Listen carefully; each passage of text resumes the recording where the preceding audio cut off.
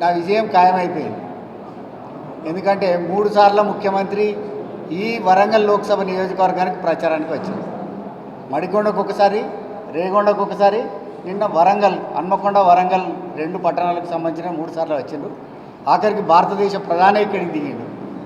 ఇక దిగేది చాలా ఉన్నాయి, ఇక మార్పులు వస్తూ ఉన్నాయి. ఇక అసలైన మార్పు ఇప్పుడు స్టార్ట్ అయింది.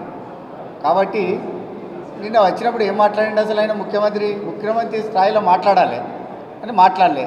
నన్ను ఒక దిష్టి బొమ్మని, ఎందుకు ఈ వెకిలి మాటలు మంచిది కాదు. ముఖ్యమంత్రి స్థాయికి తగనటువంటి మాట.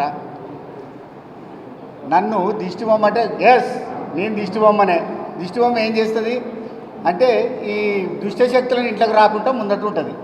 ఓరుగళ్ళకి దిష్టి బొమ్మని నేనే, దిష్టి బొమ్మని కాబట్టి ఆ దుష్టశక్తులు అయినటువంటి కాంగ్రెస్ బీజేపీని రాకుండా అడ్డంగా ఉండేటువంటి దిష్టి బొమ్మ. అది ఒక్కటే కాదు, ఆయనకేమో మాట్లాడతారు, అవాకులు చెవాకులు మాట్లాడతారు. ఒక ముఖ్యమంత్రి స్థాయి నుండి మాట్లాడవలసినటువంటి మాటలు మాత్రం కావు. అన్ని వెకిలి మాటలు, వెకిలి చేష్టలు చేస్తే ప్రజలు కూడా తిరస్కరించారు కదా అని మిమ్మల్ని. 3 నెలల్లో కూడా తిరస్కరణకు గురైనటువంటి ముఖ్యమంత్రి మీరే.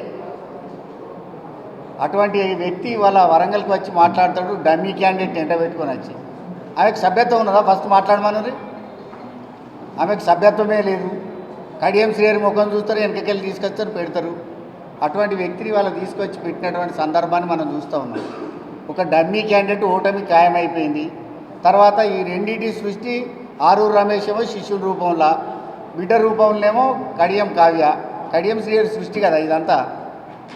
కడియం శ్రీహరి గారే సృష్టించిండు. గతంలో కూడా వర్ధన్నపేటకు ఎమ్మెల్యేగా తీసుకుపోయింది కూడా వారే.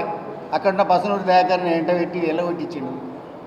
ఇవన్నీ ఇట్లాంటి మోసపూరితమైనటువంటి పనులు చేసేది కడియం శ్రీహరి గారు.